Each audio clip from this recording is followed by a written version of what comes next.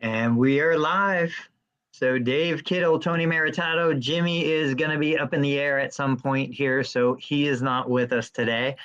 Dave, how's it going, man? What's the weather like in New York right now? It's beautiful. It's 67 right now, high of 80 today, but nice kind of like pre-fall morning. So how about you? Yeah, same thing. It's beautiful. It's sunny. We're like mid 70s. I've been running so much, just taking advantage of like the coming fall weather. I think I developed some shin splints. So Oh, I might need to take. do you know anyone who could treat that? I don't, man, because I don't believe there's a treatment for it. The treatment is rest and nutrition. So that's what I'm going to do. I'm taking today off. There you go. Good. All right. So I grabbed a couple of screenshots from some Facebook posts that I thought would be interesting to talk about. They kind of fall into your area of expertise. But before we hit that, do you have any thoughts or topics or anything that's been on your mind? So one was something you and I were messaging publicly on I almost said YouTube, Yeah. on LinkedIn about selling or the possibility of selling out of network practices or solo versus staff. Yeah, let's talk That's about that.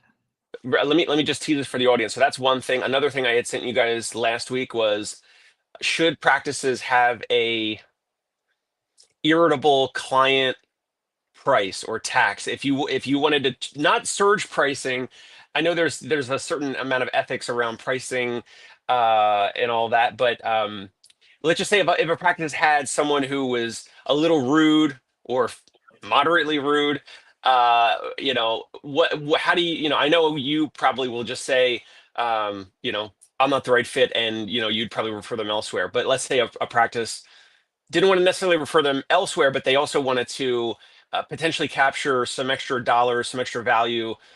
Is that right? Is that okay? That's another thing.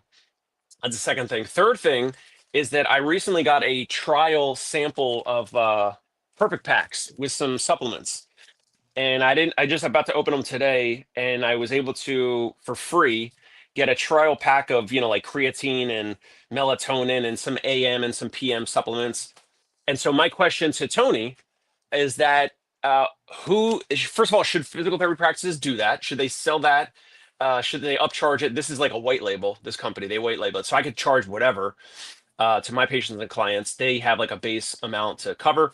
Should physical therapy practices consider selling supplements like that? And what's the liability if the client gets irritable bowel syndrome? I don't know, whatever. Do they, is the physical therapy practice on the hook? Do they get in trouble? If so, Tony's going to say, "Stay away from me. I never want to do it." Uh, that's just another topic. And then any of the screenshots that I didn't even get a chance to look at yet. Yeah, that's awesome. That's a great show. I'm going to put it out there. One other thing, if we have a couple minutes at the end, there was a dental practice that sued a person who started posting negative reviews. It was a client of this dental practice. I just heard the preliminary information, and the dental practice sued the person because they were posting negative reviews and So probably took it a little too far. defamation, or we'll get into it. That's what I'm assuming. Yeah, defamation. But all right, let's go back. So let's talk about, let's say it was a week, 2 weeks ago. I had shared a post on LinkedIn where I said, look, just give it up. Stop fighting for something we don't want. We don't want to fight for low reimbursement. We don't want third-party payer reimbursement. We don't want all the regulation and the burden and the compliance that comes along with low-paying third-party reimbursement. I said, just let it go. Let the hospitals have it. Let the corporate physical therapy businesses have it. They are built to deal with that. They have legal departments, compliance departments. They have venture-backed funding that will pay for all that stuff. And they have the risk tolerance. I can't risk Medicare or some other third-party payer coming back and saying, hey, we want 10%, 20% of all the payments we made to you because you had 10 or 20% deficiencies in this documentation. I don't want that kind of liability. So then some of the comments that came along with that post, one theme of the comments was, well, if you don't build an insurance-based practice, you don't have value. You don't have something that you can resell. You don't have something that somebody's going to want to buy.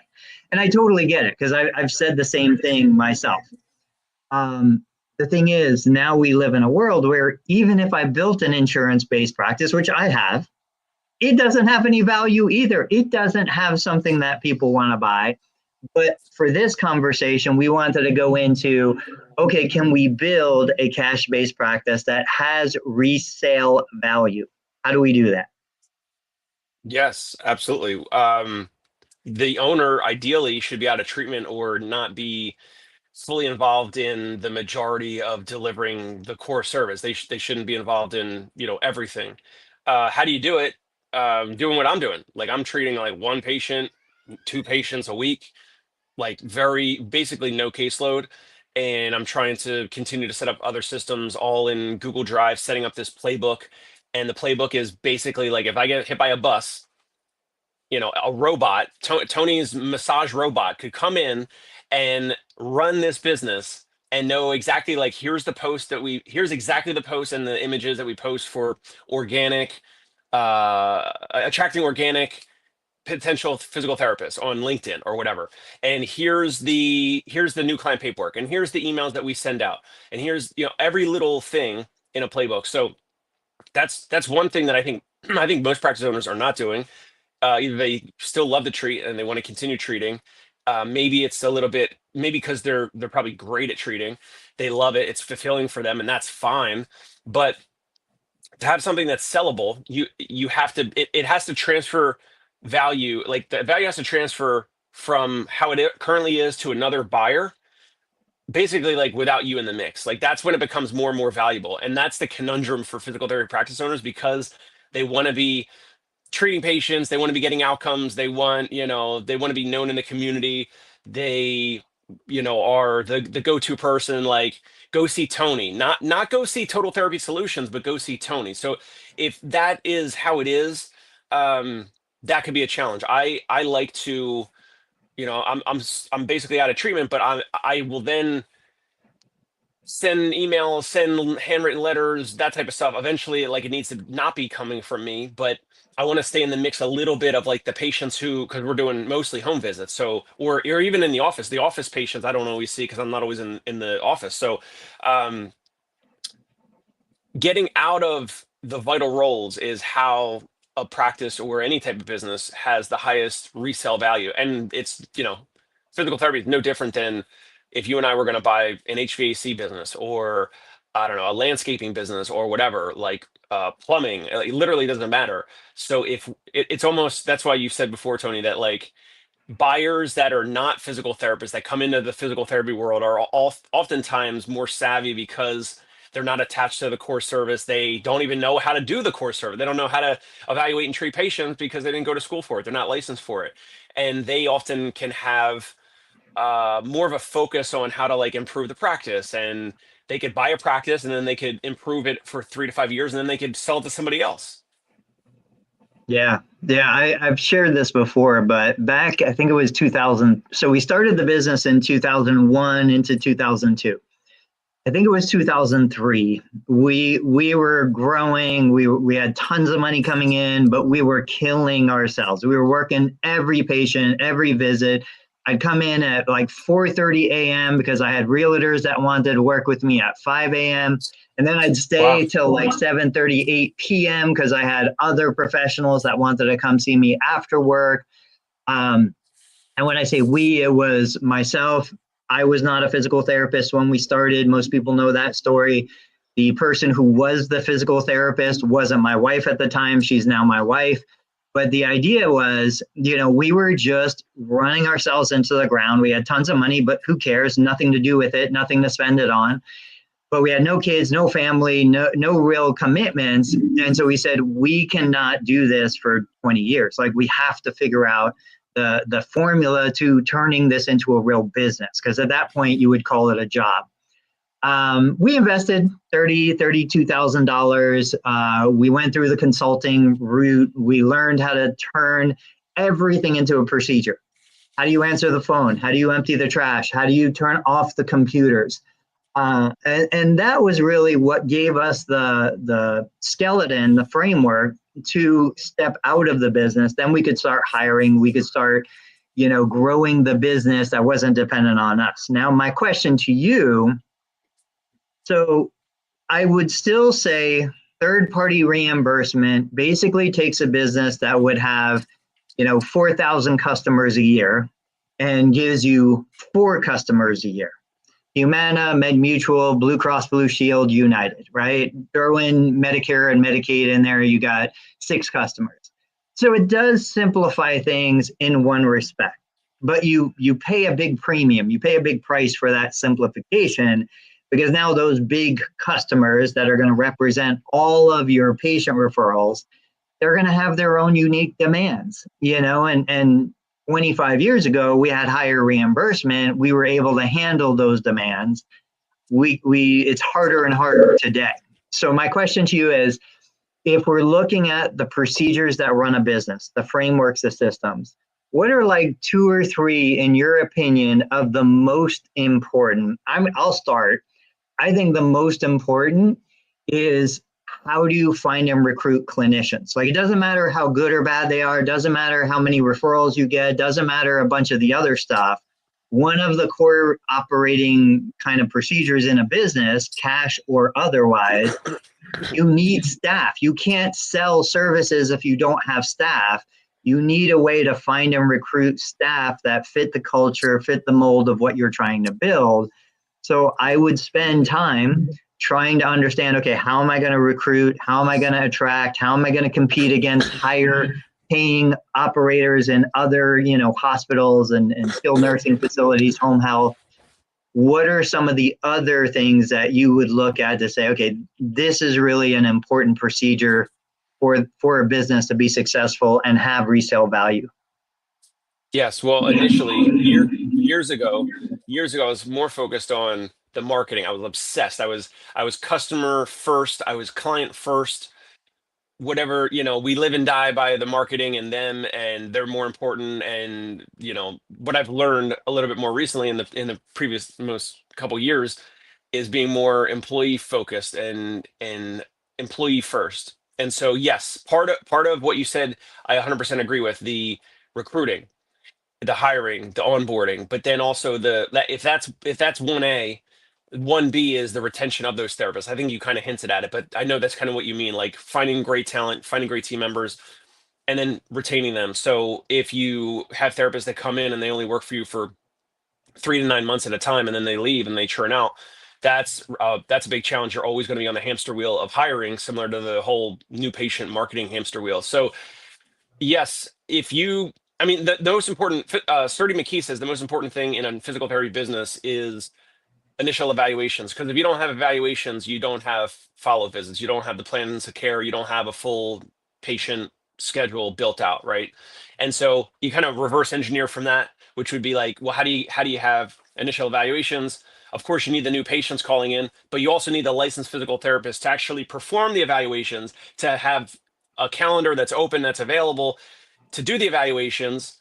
So it's kind of like new employee recruiting, interviewing, hiring, onboarding. If that's like 1A, 1B is actually retaining them. So whatever it is with like coaching, support, mentorship, clinical education, journal clubs, giving them, ask them what they really want, ask them what they care about. Like you said this also before, Tony, like, do they care more about money? Do they care more about PTO and flexible schedule? And, like those types of things will go a long way. And another therapist that works in a hospital, like if they want to, leave early on some days or come late on some days or whatever, like a hospital schedule is going to be very rigid, and you and I could be a lot more adaptive to those types of therapists. Like if they have, childcare issues, they get a flat tire or whatever, like those types of things can certainly go a long way, right? So retaining staff is, maybe 1B. Then right after that, 2 would probably be the new patient marketing. And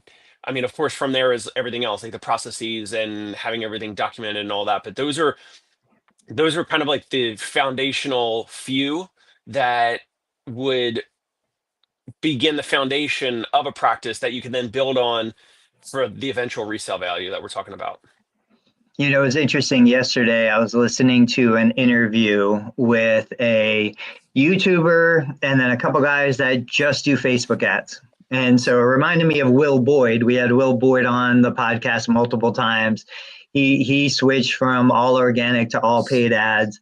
And one of the things that were interesting that they said was they need to manage capacity. Now, I think they were into retail sales. They did ads for big companies. Crumble Cookie was one of the companies that they worked with. And they said, the beautiful part about paid ads is when you need customers, you turn it on. When you don't want customers, you turn it off. And we know from therapy, like one of the biggest barriers is managing lead flow. We get new patients, trying to get those new patients on the schedule when you're busy, that's a challenge. So I still don't feel like I understand and have cracked the code to running effective paid ads. That's why you do it really well. I do it horribly. I can get a ton of organic traffic, but I cannot run an effective paid ad campaign. And I'm really trying to buckle down on that. I really want to work well and figure that out because I feel like that's such an important component. And I love the idea because we also hear the downside. The downside of paid ads is once you turn them off, you have no customers coming in, So for me, organic, I get a ton of organic traffic that costs me nothing and brings leads, brings things, but I don't have the control like I would with paid ads. And Hilda said PT burnout continues to be an issue. Some PTs have chosen to do part-time clinical, part-time sports PT. Would there be other pieces of advice that you could recommend? We'll talk about burnout in just a second. So back to, I think the same marketing strategies and understanding marketing that you would use to attract the right patient is the same kind of infrastructure you would use to attract the right PT. And to Hilda's comment, let me see if I can put it up here. I haven't been in charge of the back end in such a long live time. stream. There we go. In terms of like this, so, marketing, understanding how paid ads work, how targeting works, how the algorithm works. If we wanted to attract a sports-based PT, this having that skill set is important. I would say more important is knowing how to attract the right PT than it is knowing how to treat the patient. Because, I just think you can always find PTs to treat patients. You don't necessarily have the ability intuitively to attract the right PTs. Does that make sense? I agree 100%. So let's talk about burnout real quick since Hilda brought it up. I still think the biggest contributing factor to burnout is just being forced to treat the wrong people. Being in a setting where you have to treat everybody who walks in the door no matter what, no matter whether they want you to treat them, no matter whether they want what you have, no matter, their personality. This will be a segue into the personality tax, we'll call it, where, you were in a situation where there was an individual that just the personalities didn't jive, like they weren't a match. I've got patients like that come into my clinic, and what I do is I intentionally split them between my PTA and myself. I took 2 challenging personalities recently because before that, a lot of the challenging personalities went to my PTA. I took the last 2 challenging personalities, but then the 3rd challenging personality that came in the door went to my PTA. Because I was like, my docket is full. No more room for challenging personalities. So we're in a third-party payer model. I can't charge a premium. Obviously, you can. So let's talk about that experience. Real quick. So how, like, the Gallup poll from last year, from 2024, the State of the Global Workforce Report. We're talking about burnout, but we're also talking about just either disengagement or I don't dissatisfaction, unsatisfied employees across the country. Yeah. 62% of employees globally, not even domestically, excuse me, globally, 62% of employees globally are disengaged. 15% are actively disengaged, which would be your purposefully disengaging from your work, which would be 77%. So how is that? So I'm stepping out of healthcare for a second. I'm talking about this is global Yeah. and this is across all industries. This has to be part of the problem. This is not just healthcare. I pulled up something else separately, another blog that said the top 5 most burned out industries in America in 2025. Of course, okay, yes, healthcare is number one, but then education, right? All the teachers that are doing great work that are, not recognized, or they're underpaid or whatever. Hospitality, so servers, waiters, hotel workers. Number 4, construction, the construction industry. Number 5, IT. So those are some pretty big and prominent industries, and it's not just healthcare, even though healthcare is number 1 on this list. But let me ask you again, Tony, 62% of workers across the entire globe are disengaged, meaning they must have something that they don't like about their job or something. I think that's the bigger conversation. I agree with you that maybe the healthcare thing is therapists or employees are being either they're being forced to treat patients they don't want to treat, or if you're in a hospital system and you're having more and more roles and responsibilities and tasks added to your plate when you didn't realize that was the case when you signed on and joined, or I don't know. But whether you want to talk about and answer just directly about Yeah. healthcare, Tony, that's fine. But this, I think, is the root cause of, like, how are 62% of global workers across every industry, how are 62% of people disengaged? Are we meant to not work? I don't understand. Like, it's crazy. No, I think we know. I think we know every human needs work, needs something challenging, needs something productive, needs something that has a meaningful impact. I think in our core, that is a fundamental part of life, is we need something to challenge us and to work toward. Now, I think that, and I don't want to sound like the classic boomer or Gen X, but I Come on, also think give it to us. Give it to us. Give it to we us. have to understand, like, what are young people being told?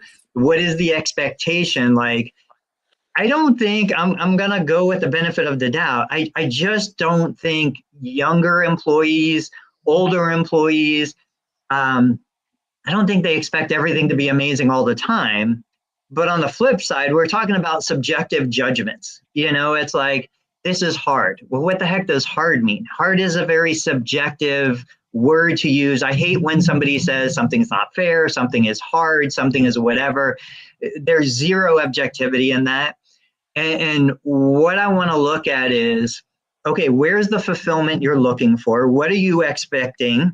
And then when that doesn't happen, what do you do next? And that's the question. So you get a job as a physical therapist. Why? Because I want to help people. Okay, you get there, you realize a lot of people don't want your help.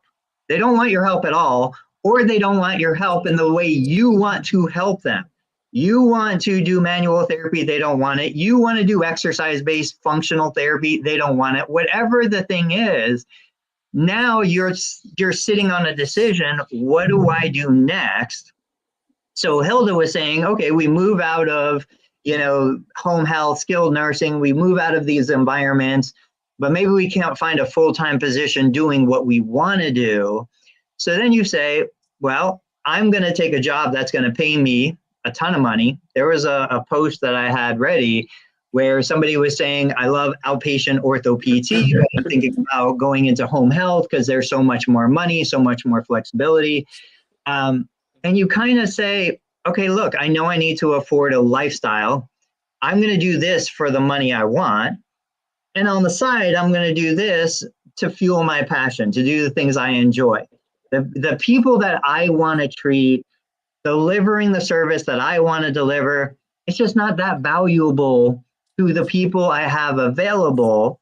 So I'll take less money, but I'm going to put on my big boy pants and I'm going to go get a job that pays me what I need to make to support my family and my lifestyle and the other things that I want. But I think if you go in thinking, well, no, I want to get paid $150,000 a year doing the things that I want to do, the way I want to do them, the time frame that I want, plus I want work-life balance, plus I want all of these other things, that's where you're going to be disengaged. That's where you're going to be, frustrated. You're not going to have the alignment that you're looking for. But that's a personal decision. It is totally your choice to get frustrated, remain frustrated, because you're choosing not to do the things that move you toward your goal. Okay. Yes. Yes, it is your situation. If you're burnout, find a different situation, right? Yeah, Maybe need to change jobs, maybe need to change, maybe need to move states. I don't know. But if you stay in that situation and complain on Facebook groups anonymously, I think you're a little bit part of the problem. I think you're just feeding into the group think where now you just start, shouting what other people are shouting. yeah, I never understood. And I get it. Like, yes, there's family, there's other commitments that are going on, but there's always options. Even if you just take your clinical brain outside of healthcare, like you were kind of referencing, there's so many other things that we can do. The skills we developed as a therapist roll over into everything, even from, plumbing and electrical to what party planning, like taking your clinical knowledge, taking your ability to identify a problem, develop a plan to solve the problem, and move the customer from where they are to where they want to be. That would apply to every single other profession out there. And so if people are willing to pay more for you to be a party planner, then go be a party planner to make the money. And then you can still treat patients on the side as a hobby. Another thing real quick, we'll wrap it up. The Gallup poll of 77% of employees are disengaged at work. 70% of the variance in team engagement is due to the manager. So if that's part of the problem, you find a new manager. And if you talk above, if you try to go above the manager and, the management's like, well, they're a good clinic director, they're a good manager, and they're treating patients, so they're productive and whatever, then you might just have to leave the company. You might have to go find another job if they're not going to change the manager. If the manager is not going to change or, improve or lead differently or, change how they're managing you. If that doesn't change, then yes, you have the ability to look elsewhere, go on LinkedIn, ask clients or ask colleagues what else is available out there, probably nearby, probably in your town or city, maybe a little bit further away. Maybe it's a state or two away, but there's a lot of great opportunities out there. You have to just go look for them, but please don't go into Facebook groups anonymously and continue the chant. I saw you appreciated my call out of the anonymous person who is like, hey, I'm thinking about going into business. I want you to tell me who your customers are, how much you charge, what you get paid. Like, it was like 5 direct questions for pretty personal information about business, and they want to ask it anonymous. I don't care. I don't generally mind anonymous posts, but that one was so over the top. Yes, you called it out, and then they got mad at you. There you go. Yeah. Which after they made their comment, or I don't remember what it was, I don't think that was a therapist looking to start their own business. It was somebody doing market research on something. Yep, definitely. So anyway, having crappy managers is nothing new. That's gone on since the beginning of time. The whole function of a manager is to kind of squash creativity, to move the business toward the average. It always works against the best. It always protects the worst. Like, when you get to a size of an organization that actually has a management team in the middle, it's not the kind of thing that's going to support and promote you as a, innovative individual. But I had crappy managers. And like you said, like, the reason why I went into business for myself was because I knew I could get better outcomes. I could be more creative. I could build the business that I wanted to build outside of working for a hospital. But hospitals and larger corporate, they're always going to attract a certain type of person, and the most successful in those organizations are never going to be the most successful outside of those organizations. It pushes toward mediocrity, and that's what they were designed to do. All right, what was the second topic you had? Because that was another really good one. The supplements, the pill pack thing, or was it the What was the other one? we talked about transferring value, selling, practices. Oh, the if you have a rude prospective patient, Yeah, yeah. Let's go into that. charging them a I called it something different privately. I'm sure you don't want to mention that, but I said like a rude person tax. So if you get a rude caller, they want to do business with you because they were referred by a very big physician or hospital group, whatever, and they're like, we heard about you from so and so. So it's not like they're just picking anyone. Yeah. They called you for a reason. They're like, you were referred by so and so, and yeah. So do you want me to tell the story, or you want to just kind of go into like what you would do with this type of a personality calling in? Well, I want you to kind of give some context, but I'll go a little bit here. Just like with pricing, so you could go the route of saying, hey, this is surge pricing. When competition goes up, when more consumers want a limited service, you raise the price. Like that's standard market dynamics across all of history.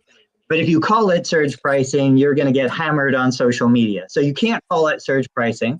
Instead, you say, this is our price, but we're going to discount the slower times. We're going to give you a 40% discount, 50% discount if you choose less popular times.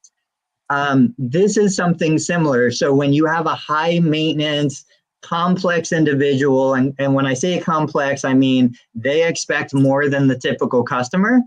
It's not that you're Right. charging them more, because that would be unethical and that would be bad. It's that this is our premium pricing for somebody who has the needs of somebody like you, and everybody else can get discount pricing because they don't have quite the standard that you have. So that would be my approach to something like that if I was in a Oh, cafe. you know what? I think that's a great idea to use. Like, let's say on a future phone call, I could use that. Okay, I could use the higher dollar amount as a price anchor and be like, well, do you have these expectations, and do you need us to, you're out of state and you're calling for your son or daughter. That happens all the time. Or it's you're out of state and you're calling for your mother or father, right? It could be the parent sometimes is calling for a 20, 30-year old Yeah. as an Which adult. which Sometimes. first that right there is a red flag. Like Yeah, that right exactly. there. Exactly. It typically is a red flag. It is typically continues to be a red flag. Um, Sometimes the family is calling the adult is calling for their mother or father who's 60, 70, 80, and but the son or daughter is out of town, out of state, and they want weekly notes and things to be sent, and sometimes there's like multiple family members. So it's someone who's calling in that's 50 or 60 years old. They're calling in for their mother or father. But then there's like their brother or sister. So sometimes it's like two or three people in the mix. And it's like a group text or it's a group email, and they want, notes sent weekly or whatever. So yes, I could say to prospective patients today, if you don't need any of that, like that cost, and if you want, we can get into some of the pricing that I pitched. That costs this, but it doesn't sound like you need all that. But I'm going to say it to you, Tony. I'm going to say it to you over the phone and say, this Yeah. is how much this costs. You hear it. It actually would be a price anchor. We price anchor anyway. We price anchor by saying the weekend visits are a little bit more expensive and the weekday visits are a little less expensive. Weekend visits are premium, and weekday visits are this. Um, so I could potentially say that dollar amount on every single phone call as a price anchor, and most of the time, folks are not going to pay that because what I sent to you guys is the highest that I've ever charged ever. And we can get into some of the details of why and what else, what other expectations. But part of the story was the parent was calling us to get a portable treatment table purchased with their card, not my card, purchased with their card, and then sent to the home in Manhattan. But it's a walk up, like a brownstone, so it's not, there's no doorman or anything like that. So it's not like I could just have it shipped there. And then the client wants someone to kind of like bring the treatment table inside, walk it up the stairs, set it up, whatever, and have it ready for when my therapist actually is going to be doing the visit. So of course, you could use TaskRabbit type folks for that. You could have your physical therapist do it and pay them for that. But that's kind of the situation. And from this phone call, do you, as a little cliffhanger, do you want me to go into the pricing? I'm happy to disclose it. Yeah. I think that's what people need to hear because they will not believe it in most cases. Yeah. So because of pattern recognition and hearing some of these things on the phone call and what the actual part of the decision, one of the decision makers, even though the patient is an adult legally, I said, well, yeah, so we have a concierge fee of $950 per month, and then it's $550 per visit. Now, Nice. that is for this case, and now we're going to call that. You're helping me call that like that's like our standard pricing now. Is what we're on the fly. You're Right. helping me say this is our standard pricing. If you're outside of New York City or San Francisco or Chicago or I don't know Miami or something, I know those dollar amounts sound insane. I get it. I can't even believe they said yes. But then again, I did Google the family, and I was like, oh, okay, yeah, yeah. They have very expensive homes that are on Google. Let's just put it like that. So I was So like, real oh, quick, let's pause right there a second. Let me break down a couple of things. So I've been going down this new grad and student PT rabbit hole on TikTok. I sent you a couple of videos. And one of the things that, recent grads, new grads, students, I don't think they fully comprehend. You said it when you said pattern recognition, whether we're talking clinical or personality.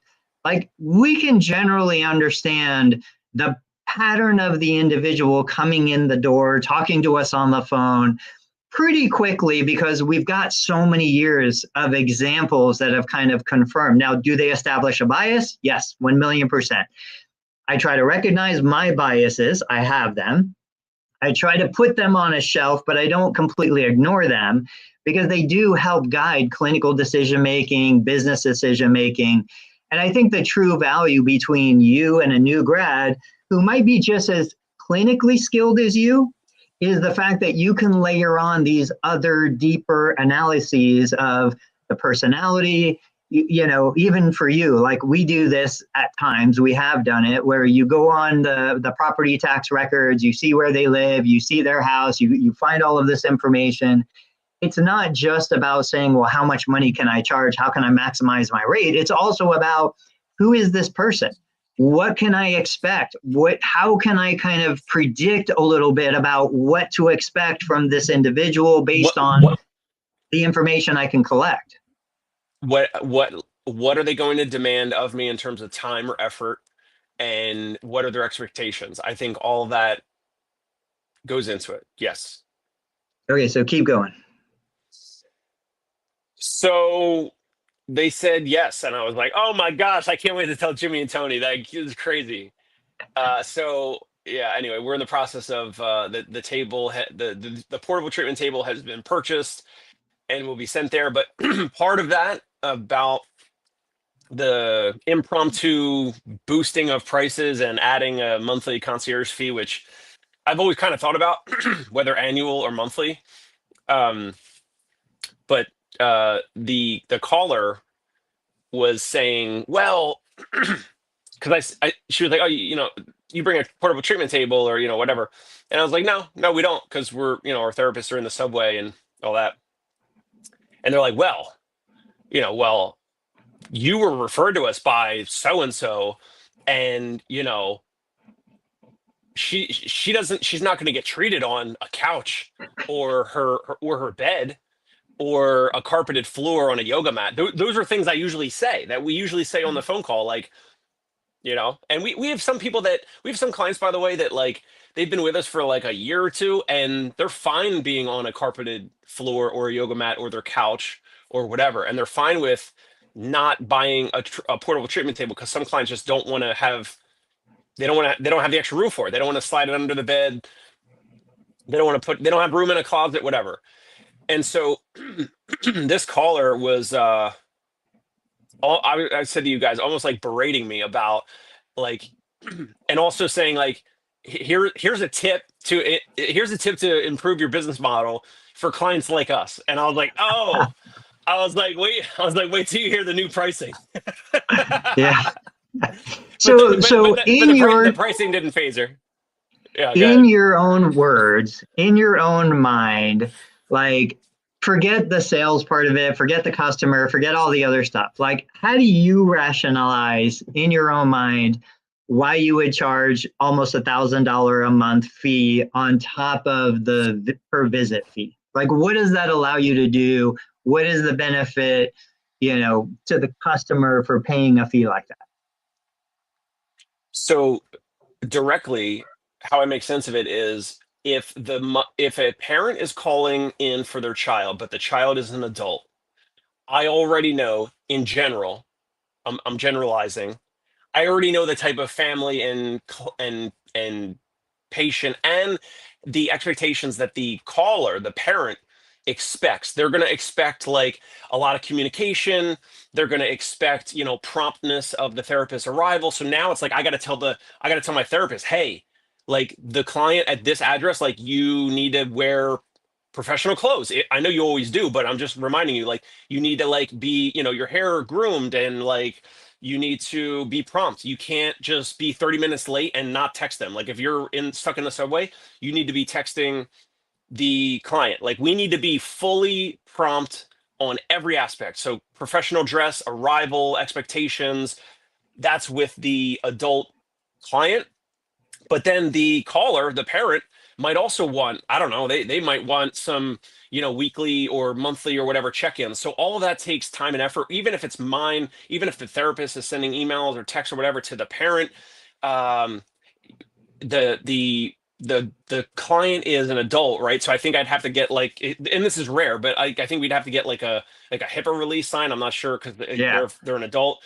So it's like you already like I already know I already can tell that I'm gonna be not spinning a lot of plates, but there might be a lot of extra random admin requests and burdens and tasks and things to do. So you pitch this type of pricing because I've anticipated this. I've been in these homes before. I've treated both of these types of people before. I've treated the parent. I've treated the the son or daughter of this type of a parent. I know exactly what might be demanded of us, and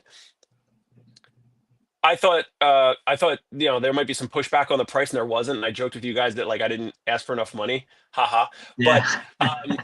I think also this pay structure might also get their attention because when I happened to call the caller, when I called the parent, she was receiving physical therapy somewhere else. Like she was literally in a physical therapy visit. Yeah. So I also know that most likely that the physical therapist she was going to does not charge like we do. So that's another way to catch someone's attention. This type of a client, like they didn't say, she could have said to me, oh wow, that's more than my other PT elsewhere, because I know that that physical therapist elsewhere is not charging 550 a visit and definitely not charging 950 per month as a concierge fee. So that's another thing that's kind of maybe you can elaborate more for me because it's more of something that would like catch someone's attention like in this style. Do you know what I mean? Like Yeah. they would take us Yeah. a little bit more seriously. You're speaking the same language, and I was just, again, I listen to a lot of media. I was listening to a public speaker yesterday, and she was saying how when she had her first offer to do a paid public speaking event, the company that wanted to bring her in said, how much do you charge? What's your fee? We want an hour. She said $500. And in her mind, $500 was unbelievable because she was used to making $50 an hour in a W-2 paid job. And she was like, I would have done it for free. So I thought, oh, I'll 10x what I make normally and charge 500. Then the story goes, the company chose not to hire her. And they went with somebody who was charging 5,000 for the hour. And then she asked them, why did you not hire me? And she said, well, truthfully, you were only charging 500. This person's charging 5,000. We're used to paying for, 5, 10, 100, even $100,000 speaker. We can't deal with a $500 speaker. And so just by speaking the language of a wealthy individual, they don't understand those rates. Like why would somebody who I expect to be premier, best in class, top of the line, why would they be charging so little? So you kind of have to get into that world. And then of course, once you get there, you start to realize, oh, these zeros don't really have the same impact to them as they do to me. If anything, an extra zero just means I'm that much better, and so I think that's a huge barrier for so many clinicians because so many are struggling day to day to just pay their loans. Like they can't even fathom an extra zero or two on the end of what they're used to making. So I think it's awesome. And like you said, I think the whole idea behind that kind of monthly fee is it just builds in the cushion to allow you to deliver what the client actually wants.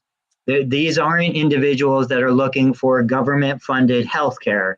These are individuals that have the means and the resources to get what they want well beyond what government-funded healthcare is designed to deliver. Let me pull this up real quick because this is still kind of in line with what we were talking about. This, I'm going to share it. Let's see, share this instead.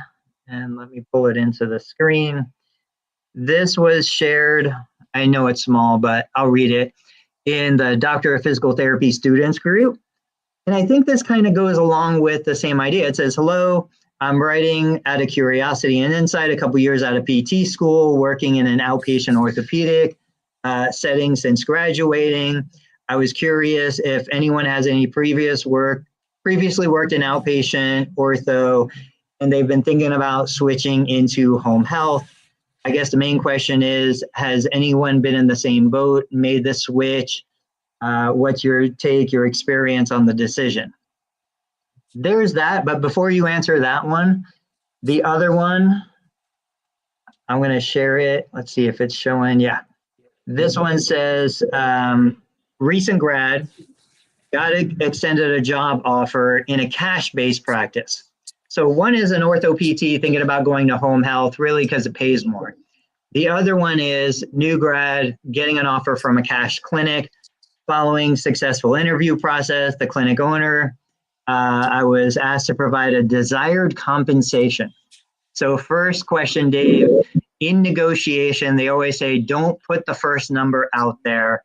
Let the other party put the first number out there. But this person saying the clinic's hourly rate is $240 an hour.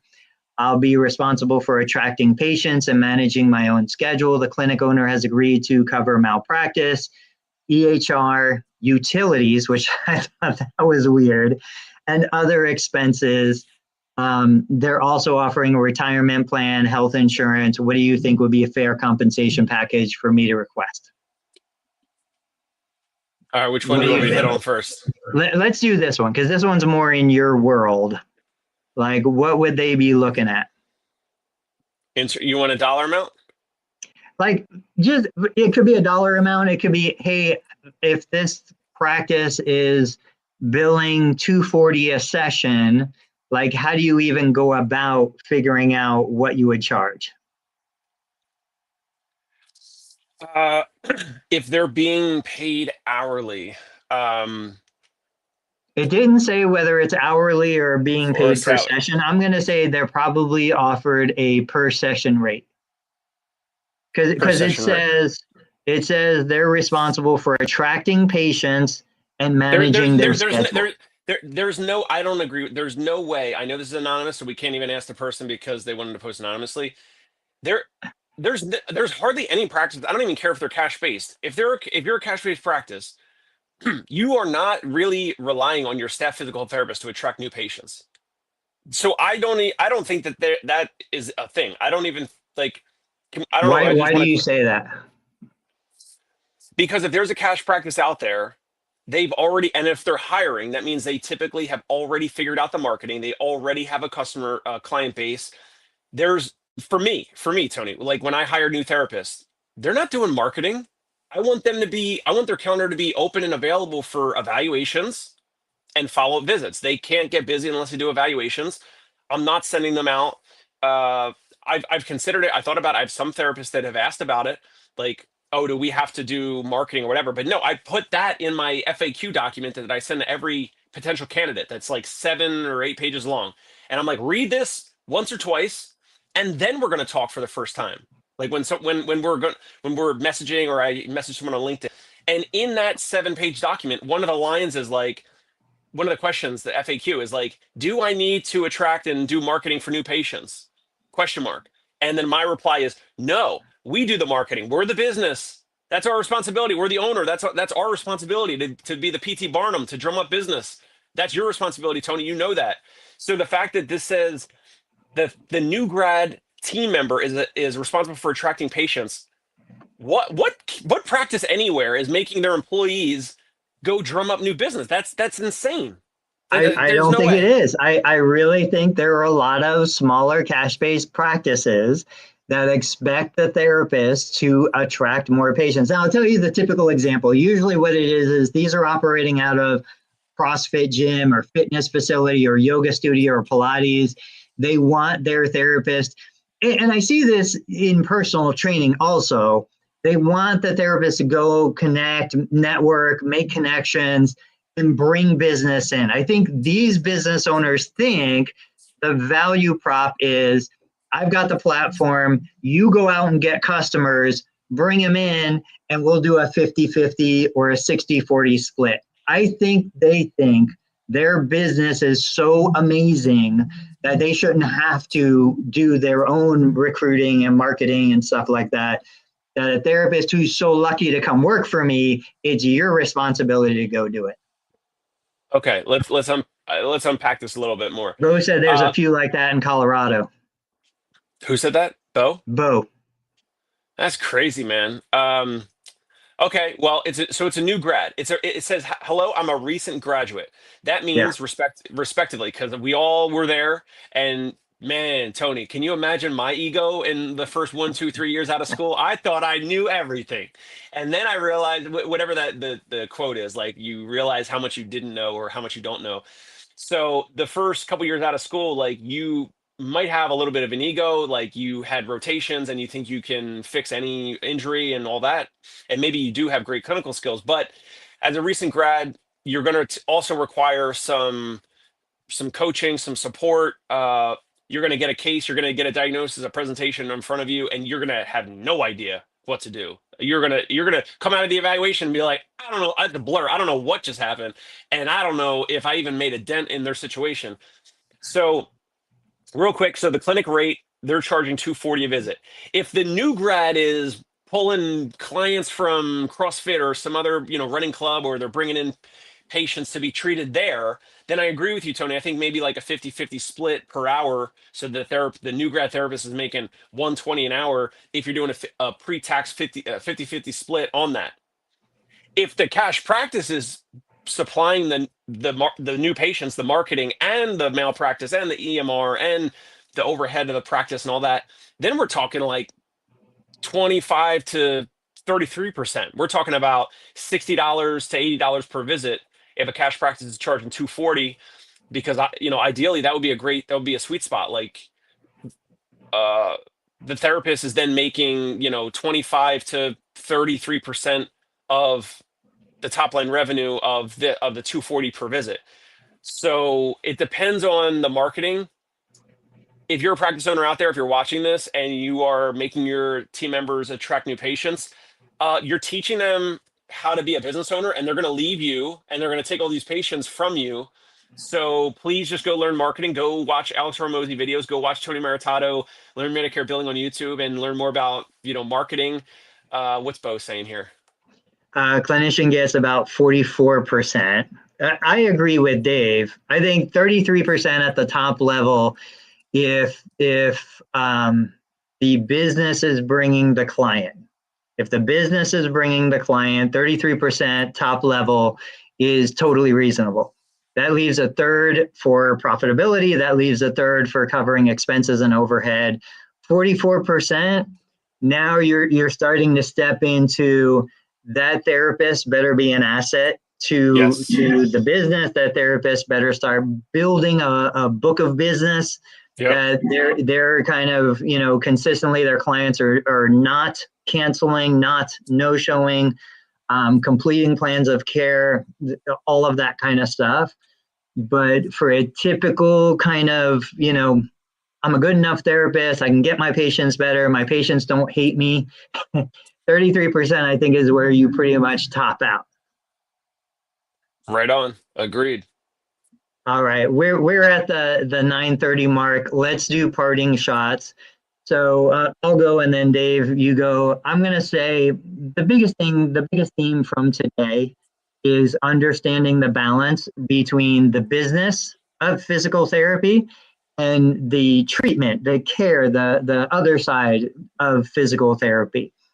We're all going to change. We're all going to go through evolution. I spent a lot of my 25 years focused on the patient care. It was all about the patient care. I'd go home and research. I'd read studies. I'd learn things that I didn't know. If I had a case that I didn't understand, like everything was about the patient.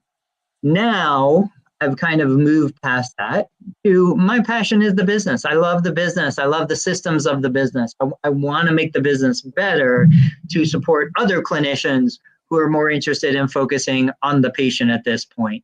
Doesn't matter where you are in the journey, just understand where you are and, put your time and effort into what has the greatest impact. Dave, what you got? Love it. If you're watching and listening this far in, if you're a physical therapist out there that wants to make $100,000 and treat 4 to 6 patients per day, call us, reach out, find me. I'm easy to find on the internet. Send me an email, apply. We would love to speak with you. If you're a practice owner out there, it doesn't matter if you're in network. We do prefer a little bit more of the out of network cash pay models. But if you're a practice owner looking for a transition, looking for a buyer, we have practice owners reaching out to us all the time, whether they have a broker or not. If you're looking to sell 60, 70, 80% of your practice and then keep some of the upside while we grow it, reach out. If you're looking to get out 100% and you're looking to sell and go on to the next chapter of your life, reach out to us at the Fieldmaker Group or send me an email. Find me again on LinkedIn or on the internet somewhere. And that's it for me. All right, guys, come back and see us Tuesdays, Thursdays, 8:30 a.m. We'll catch you. Hi, my name is Karen, and welcome to the PT Breakfast Club podcast.